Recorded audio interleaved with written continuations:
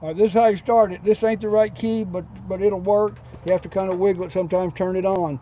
This turns the alternator on so that it charges. You have to have it in neutral. Give it a little bit of gas. This is the choke right here. And this is the start button. Don't